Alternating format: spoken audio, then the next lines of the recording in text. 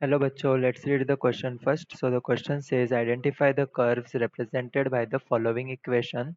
So 13x square minus 10xy plus 13y square plus 10x minus 26y minus 59 is equal to 0.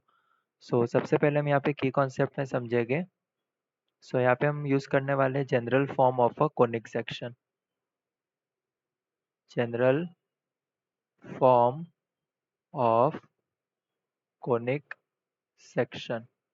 So general form के लिए हमारे पास equation है ax² plus 2hxy plus by² plus 2gx plus 2fy plus c is equal to 0. ठीक है. Where delta discriminant की value होती है abc plus 2fgh minus af² minus bg² minus ch². And if delta is not equal to 0 and h² is less than ab, then the curve is ellipse. H² is greater than AB, then the curve is hyperbola. And lastly, if H² is equal to AB, then the curve is a parabola.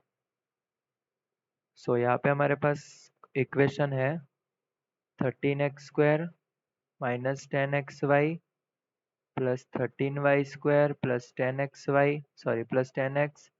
minus 26y minus 59 is equal to 0.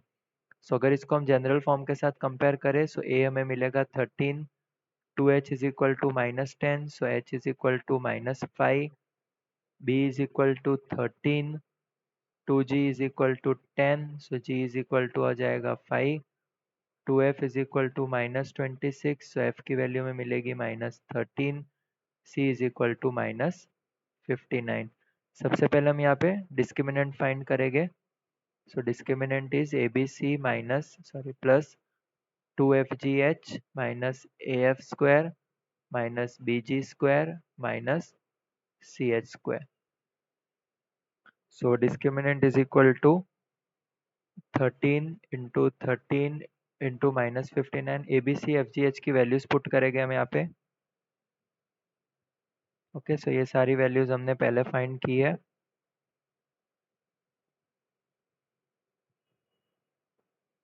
Thirteen into 5 का square minus minus 59 into minus 5 का square.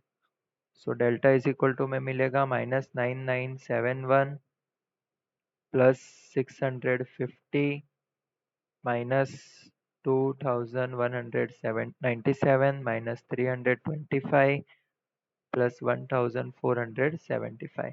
सो इसको हम solve करेंगे सो हमें final answer मिलेगा 10,368. So it is clear that delta is not equal to 0, discriminant is not equal to 0.